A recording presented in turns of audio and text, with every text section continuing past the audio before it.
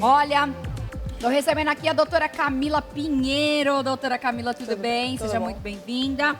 Vamos falar um pouquinho sobre a saúde feminina, né? A gente tem aí muita coisa para falar, mas uma questão que não é assim tão bacana é a gravidez na adolescência, muitas vezes, que acontece num período em que a menina tá se formando, tá vivendo aí uma nova descoberta, o seu corpo tá mudando, aí muitas vezes vem a gravidez precoce e aí vem também com ela algumas questões que a família precisa lidar e a própria mãe também, né, doutora? Sim, gravidez na adolescência não é somente uma questão da menina, né? É uma questão da sociedade como um todo, né? O porquê uma menina não teve acesso à anticoncepção, por que ela não se preveniu, é um desejo dela, raramente é um desejo. Então, é um problema de sociedade, não é um problema familiar apenas, né? E como lidar com essa relação, com essa menina, com esse bebê, com esse futuro, tem muita coisa pra gente conversar. Doutora, como é que a gente lida com essa questão de tentar diminuir o número dessas adolescentes que engravidam aí precocemente? Olha, se eu tivesse que escolher uma única palavra, seria educação. Porque uma das coisas que a gente sabe os adolescentes têm acesso ao YouTube, têm acesso ao Instagram, têm acesso a tudo, a informação tá aí. Né? A gente não tem dúvida de que eles sabem. E também o acesso ao preservativo é dado até no metrô. Se você descer e pegar o metrô, você consegue. Público, primeiro, eu ainda me mantenho trabalhando em UBS até hoje e eu vou te falar, você entra na UBS, a primeira coisa é um potinho de preservativo. Então, não é o acesso, é o como utilizar, a vergonha, o como é isso a ser aceito, como é que eu lido com o meu corpo. Então, não é só o acesso e a educação, é isso estar presente no dia a dia das famílias, no dia a dia da escola e a sociedade como um todo aceitar isso e falar o quanto isso é importante. Quanto essa prevenção da adolescência, desde não só doença sexualmente transmissível com um preservativo, mas a utilização de anticoncepção. Né? E qual anticoncepcional usar para cada adolescente, isso ser abordado, né, em todas as esferas da saúde e como é que a gente vai lidar com esse adolescente? Sempre procurar um profissional, mas conversar, isso precisa ser mais falado. Eu acho que vocês fazem um favor à sociedade falando nisso num programa que os adolescentes estão aí escutando. Então, se você está iniciando sua vida sexual, converse. Você não se sente à vontade de conversar com seus pais, você não se sente à vontade de conversar na escola, vai a uma unidade de saúde, vai a um ginecologista, procure alguém que possa te orientar para que isso não aconteça, porque muda o seu futuro, né? Normalmente muda o percurso que você irá seguir como um todo, inclusive na sua vida profissional. Então é muito importante isso ser conversado. A gente vê, né, doutora, que cada dia mais as crianças, vou até dizer assim, né, os adolescentes, eles estão começando a atividade sexual muito antes. Gente, na minha época, né, não faz não muito tempo, né, mas eu vou fazer 37 anos agora, a gente nem pensava, com 12 anos a gente brincava ainda de boneca e tal, e hoje com 12, 13, 14 anos já se inicia a vida sexual. Você acha que a questão da internet, da erotização infantil, das músicas, isso tem feito com que as crianças e adolescentes, eles comecem a ter essa percepção sobre a sexualidade mais cedo e isso traz prejuízo para eles? Eu acho que é uma junção da nossa sociedade. Então, eu tenho uma erotização muito precoce, né? Erotização como um todo. Liberdade sexual, liberdade de escolha, mas também hoje se casa muito mais tarde. Né? Então, o que acontece? A mulher, de uma forma geral, ela tem muito mais tempo de período sexual até o casamento do que antes tinha. Então, a gente tem meninas tendo vida sexual ativa, porém sem ter uma relação estável. Então, isso precisa ser organizado. Existe sim uma erotização, existe sim um início muito precoce em relação à vida sexual. A gente vendo aí 10, 12 anos meninas começando uma vida sexual ou começando uma libido, isso sendo estimulado, essa sexualidade já sendo conversada, o que a gente não via tanto antigamente. Existia aí uma pressão maior religiosa, existia uma pressão como um todo da sociedade para que isso não acontecesse adoece tão precocemente. Isso precisa ser conversado, que se não acontecer erotização, isso realmente não ser estimulado, não dá para você estimular uma criança de 6, 7 anos uma erotização, mas também não dá para colocar pano quente e não achar que um adolescente não vai ter relação sexual independente da sua religiosidade e da sua vida socioeconômica ou social. Então, isso tem que ser conversado, tem que ser pontuado e estabelecido. Ele precisa de uma relação, de alguém de confiança que o oriente para que isso não ocorra e não mude esse percurso. Eu acho que a nossa grande preocupação é ter uma menina de 13 anos de idade que engravidou e ela, entre aspas, não teve mais futuro. Claro que ela terá futuro, mas ela perdeu oportunidades de estudo, de independência econômica, muitas vezes porque ela ficou nessa gestação na adolescência. E a gente vê também, né, doutora, quantas meninas estão menstruando precocemente por conta até dessa questão de estímulo, né? Eu sigo uma psicóloga fantástica que fala muito sobre a questão da sexualidade, da infância, enfim, e ela falou que os estímulos têm feito com que a parte hormonal das meninas façam com que elas menstruem mais cedo. Eu fiquei assim apavorada, né? Porque eu sou mãe de menina. E aí a gente fica apavorada. Como mãe, agora eu te pergunto, doutora, como evitar que a criança passe por isso precocemente? Só conversando? Como é que a gente pode fazer isso? Exemplo, então, eu acho que você tendo o exemplo de uma família independente do padrão familiar que você tenha, mas o exemplo de ser tudo conversado, de ser tudo muito estabelecido. Claro, evitar grande exposição à mídia ou erotização precoce. A gente não vai conseguir retirar completamente o YouTube, o Instagram, o Facebook da nossa casa, mas você vai conseguir evitar que ele esteja tão presente na sua casa e não os valores que você queira passar. Então, não só o papel da família como da escola, mas vai chegar. Então, a conversa, sim, é importante. A noção e o ensinamento de o que acontece, né? E a noção de que você está ali do lado, que não é uma repreensão, e sim, na verdade, estamos juntos e o objetivo não é te repreender, e né? sim estar junto do seu lado. E engraçado, né, que ao mesmo tempo que a gente traz esse assunto aqui para os nossos telespectadores, tem uma diminuição de 65% no número de adolescentes grávidas, é isso? É isso, a gente tem um grande trabalho no país e principalmente em São Paulo em relação a isso, com maior número de divulgação dos métodos, com maior inserção de pacientes, né, de adolescentes dentro dessas UBSs, com tentativa de redução disso. Então a gente realmente tem aí um trabalho importante relacionado à saúde, com diminuição. Além do que a gente teve a pandemia, existiu uma diminuição do número de nascimentos, né, de nascidos vivos. Se você entra dentro do IBGE, vai estar. O número de nascidos vivos foi diminuído durante o período de pandemia. Então, a gente também tem diminuição do número de nascidos vivos, menor interação social, você acaba tendo menor número de adolescentes gestantes. Porém, existe aí não só um trabalho, mas também uma conscientização melhor. A vida sexual precoce é um problema e a gestação tem que ser tratada como outro. Porque o início da vida sexual, aí sim, vai depender da erotização, até hormonal, alimentação, a gente vai entrar em uma outra esfera. Mas a gestação, ela precisa ser evitada de alguma forma, com educação sexual e também anticoncepção, conversa em casa e tudo isso que pode ocorrer.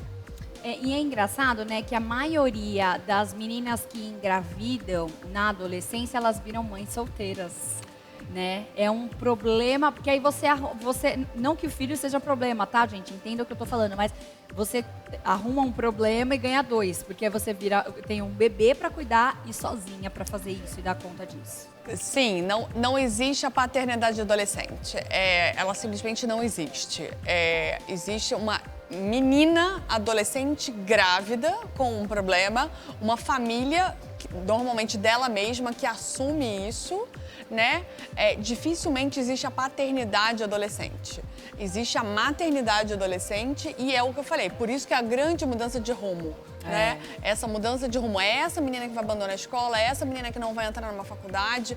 O menino, por mais que ele tenha algum contato com essa criança, enfim. de participação, ele não vai ter financeira, a não ser que ele seja mais velho, e ele não vai ter uma participação na vida dele, ele não vai ser comprometido. Então, por isso que eu sempre bato na tecla que a educação tem que ser com as meninas e elas têm que pensar no nosso corpo, no meu corpo e o que eu quero, porque é o meu futuro que será mudado. Você acha que com qual idade que é interessante a gente já trazer esse tipo de educação sexual para dentro de casa? Eu acho que ele tem que ser paulatino, né? Não adianta você ter uma única conversa aos 12, 13 anos de idade, mas também você não só ter uma conversa aos 18 ou iniciar aos 6 é muito precoce. Tá. Então, você começar a conversar com seus filhos do corpo, quando é uma criancinha ainda toma banho com os pais e você comentar sobre isso. Vai existir em algum momento de onde saem os bebês ou como é que nascem os bebês, a pergunta clássica de todas as crianças. Isso ser introduzido aos poucos dentro da casa, dentro da família e na própria escola. Isso é uma forma de educação sexual, até o ponto de ter um evento, né, primeira menstruação ou a puberdade, e aí sim existir uma conversa um pouco. Mas até lá, essa criança já foi escutando, ela já tem noção da puberdade, ela já tem noção do que é gravidez, ela já tem noção que existe uma relação entre homem e mulher, que aí sim isso vai gerar uma gravidez. Ou como ela é feita, ainda não, mas ele vai aos poucos sendo introduzido. Essa introdução única eu não acredito. Eu acredito numa introdução paulatina de... Você reparou, existem alguns livros muito bacanas, um até utilizado pelo Ministério da Saúde, em relação ao corpo, de mostrar as diferenças corporais. E você começa com isso, a diferença corporal, como é que a gente namora, e aí isso tudo vai sendo falado, né? E isso paulatino, você chega ao ponto de ter uma conversa com seus filhos, ou com seus alunos, ou com seus sobrinhos, que seja, né? Sim, com as crianças próximas, adolescentes ali. Com quantos anos que é ideal a menina procurar a sua primeira consulta ginecológica? Eu adoraria que fosse antes da primeira pré-menstruação, mas eu só normalmente consigo isso em casos que existe alguma queixa. Então, ou que ela tem alguma alteração hormonal, ou que ela tem alguma alteração, uma puberdade precoce. Infelizmente, eu nunca consigo isso. Mas se ela for pediatra até os seus 10, 11 anos de idade e for na primeira menstruação com o ginecologista, eu já estou muito feliz. Muito feliz. Mas ela acompanhou com o pediatra antes. Mas se eu conseguir na primeira menstruação, eu já estou bem feliz. Tem, por exemplo, uma taxa ou um número de aborto entre 12 e 16 anos? Existe um número sobre isso? Existe algumas considerações. Eu acho que o grande ponto não é a taxa de abortamento ser maior nessa idade de vida, né? E sim a taxa de partos prematuros, ou seja, além dela ficar grávida, ela ainda vai ter um bebê prematuro, que tem complicações. E a mortalidade materna ser muito aumentada nesse momento. Então, a complicação não é para o bebê, e sim para a mãe.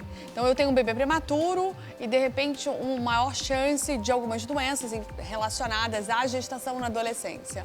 Mas a prematuridade é a principal delas e é o que eu mais me preocupo de uma mulher, uma menina, adolescente e ainda um parto prematuro. Nossa, um bebê prematuro, você com 13 anos e sozinha, sem amparo familiar, é muito pesado.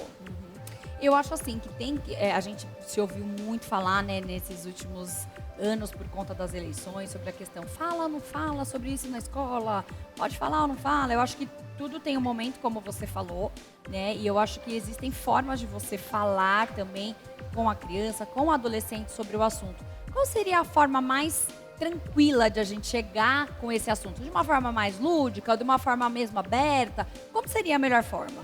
Eu acho que vai depender da idade, né? Eu acho que ninguém vai deixar de ter relação sexual porque eu tô falando na escola ou vai passar a ter relação sexual porque eu estou falando na escola. Isso não vai acontecer. Tá.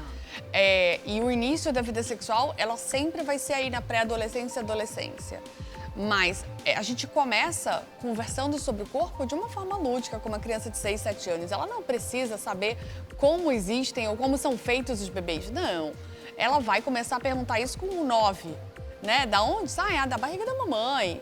Até você explicar que não, o papai implantou, mas isso tem um momento. Isso vai ser conforme a idade. Até a gente ter uma abordagem na sala de estar. Aberto, da casa né? e Falando. aberta, sem problema. E a abordagem, tanto para menino quanto para menina, deve ser a mesma ou não? Porque tem gente que fala assim, olha, pai e mãe, né? Quando ela crescer, você que vai explicar. E o pai fala, né? A mãe fala, quando você crescer, você vai explicar para ele. Tem essa coisa de a mãe fala com a menina, o pai fala com o menino, ou isso aí é... Eu acho que existem retrógrado? várias formas familiares. O habitual é que isso aconteça, até porque como mulher você sente mais a vontade de conversar com outra mulher. E o homem, normalmente, na hora que estão lá, existem formas para cada um. Mas não quer dizer que uma mãe que tem apenas filhos homens não vai poder conversar com eles sobre isso. Não vai poder dizer que um pai que, de repente, tenha só filha mulheres não vai conversar com as meninas sobre isso. Mas, normalmente, as próprias meninas ficam mais acanhadas e querem conversar com a própria mãe acabou de menstruar e querem conversar. Mas isso pode acontecer normalmente. E tem que ser uma abordagem aberta e clara.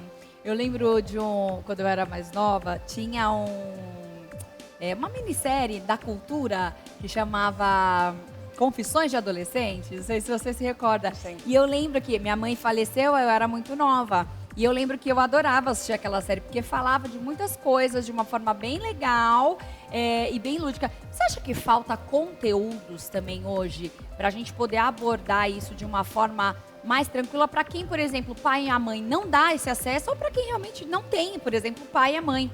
Você acha que falta conteúdos assim com mais qualidade? Falta exatamente o que você falou, qualidade, porque conteúdo tem. Mas falta qualidade. Eu adoro Confissões de Adolescente, poderia voltar. Eu amava também. Realmente seria uma ótima opção, de uma forma clara, né? Não subjetiva, de uma forma clara, mas de uma forma leve. Você não precisa colocar isso de uma forma pesada ou agressiva, mas ser algo engraçado, e a gente tem inúmeras formas de fazer isso. Eu não vejo por que a gente não utilizar desde influenciadores, programas, porque a gente não conversa sobre isso. É muito importante. A gente tá tentando trazer aqui para vocês sempre informações especiais, falando sobre a sexualidade feminina, porque é importante a gente falar, é importante a gente falar dessa forma leve, de uma forma realmente que você sinta a vontade de também ter uma dúvida, perguntar, né? Eu acho que é isso que a gente quer trazer para você que também está nos assistindo. Doutora, eu queria te agradecer, doutora Camila Pinheiro, muito obrigada, ginecologista maravilhosa, aqui um super bate-papo bacana. Eu quero que você passe pra gente os seus contatos, por favor, e uma dica final aí para quem está nos assistindo sobre esse assunto. Me sigam no Instagram, @cjoamouradepinheiro. Se vocês mandarem perguntas, eu respondo também por lá, não tem problema nenhum. Tem todas as informações lá e no site, www.mouradepinheiro.com.br. E eu acho que se cuidar, se conhecer e se cuidar como um todo. Dificilmente a gente tem uma gestação aí na adolescência porque você quer. Se você não tem, a sua mãe, se você não tem ninguém que você sinta à vontade para conversar, procura o seu médico. Não está feliz, troque o seu ginecologista, converse com alguém que tenha conteúdo exatamente por isso. Não precisa você deixar de ter esse suporte e se cuidar e conseguir seguir a sua adolescência de uma forma tranquila. Perfeito! Olha, vamos fazer o seguinte, vamos para um break rapidinho, tomar uma aguinha e a gente já volta com mais Sempre Melhor. Não sai daí, tá bom? Até já já.